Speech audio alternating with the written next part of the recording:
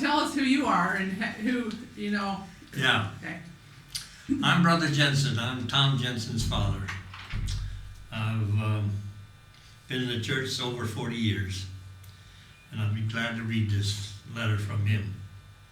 Hello, Vancouver Stake of Zion. Good to hear from you, Sister Rojo. Please say hi to Brent for us. He's a wonderful friend and a loyal leader for the Lord. Your family is blessed in many ways. Your questions are not to be lightly considered. You ask about what our goals were. I was only stake president for 1 year before the East Stake was created in 1998. I shall share the following with you during that year. I only had 3 stake conferences during that time: the Conference of Our Call, a mid-year conference, and then the conference to recognize the stake. Elder Iring came to release President Bear and the outgoing presidency in May of 1997 and reorganize. He brought Elder Dwayne Gerard with him as his companion. Elder Gerard was a newly called 70. The presidency was organized, as you well know, with myself, Todd Russell, and Don Hartley. 1 year later, the new stake was created and Elder Glenn Pace came to reorganize. I do not recall who his companion was. An interesting story. What happened to us was that President Ron Lauer, who was called to be my second counselor, and Don was left living in Vancouver Stake, was in Hawaii on a conference Sunday, and Elder Pace called him on the telephone and extended the calling. He obviously accepted. For us, during the first year in Vancouver Stake was a year of excitement and opportunity to learn many things. First year in Vancouver Stake was a year of excitement and opportunity to learning many things. We recognized the excellent work and conditions that President Bear, Gardner, and Gillespie had left the stake in. We recognized that truly the Vancouver Stake was one of the great and strongest stakes in Zion, in the whole church. Knowing now what I know about stakes after these years, I had honestly say that what was given to us was to lead, and then when we were called as a stake whose foundation was solid and sure. We all felt most grateful for the former leaders, and most importantly, the membership whose faith was strong and love for the Lord was sure. In that year, our presidency felt very united, and each had a great feeling of love and respect for each other and for the saints. I think as far as goals go, our desire was to simply follow the prophet, and in that first year, try to find out what happened, what the special needs for the stake. A principle of good leadership says that when you are new to your calling, especially for a bishop or stake president, you want to graze around the edges for a while. Try to perfectly understand what the needs are and what things need to change to remain the same. I remember very early, just a couple of weeks into the new calling, we felt a desire to set a new course for the stake on ourselves. We needed a plan. We counseled about it and came out into the conclusion that our plan should be the same as the prophet's plan.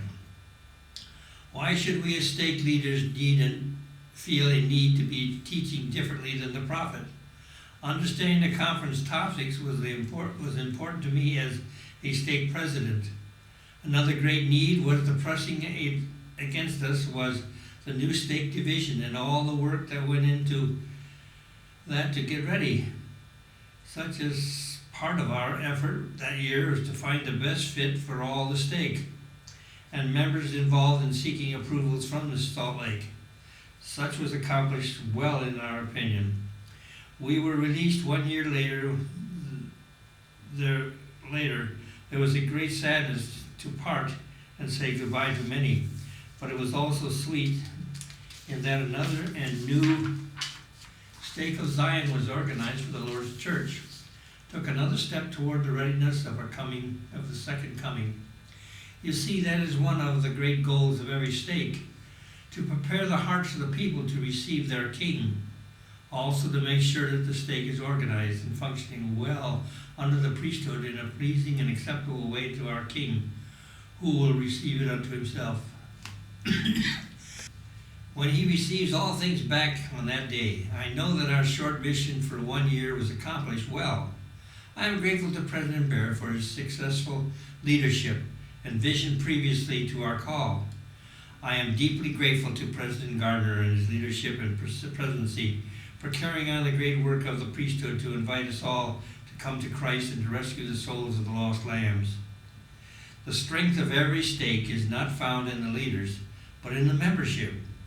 Their faith and trust and respect upholds the leaders, but the members themselves are the foundation of faith in every stake.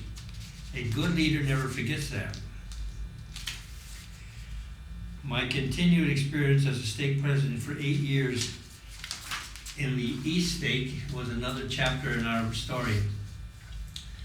Those 8 years were filled with many challenges of great vistas of joy. Such is the case of every one of us, I know. We are all alike, and in a manner not what our calling is, like all of us. I do not know why I was called when it happened. Our first reaction to the question that inspired the call.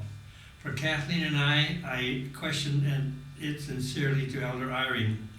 I knew there were many men far more capable than I.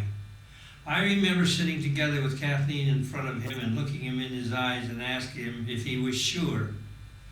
How he knew. We both now laugh about the question, but we can surely never forget the response. He said, "I am sure, and it is much too sacred to share it with you."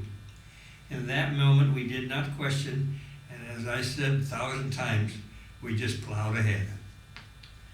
Kathleen and I are doing just great here in Baguio, Philippines. Word has not been invented to express our joy and love for our missionaries and this great work for the Lord. Every time I try to express our feelings, I feel disappointed with the words that I can gather. I think Elder Eyring knew the right word to share with us, and when he said it was sacred. Sacred things run deep and touch areas of our soul with memories and emotions and feelings that sometimes are very hard to speak about. We are truly happy, and yes, this work is very hard and we sleep very well at night. I hope that little I have offered you helps. Please accept our love and our joyful embrace. Thanks for asking, Tom.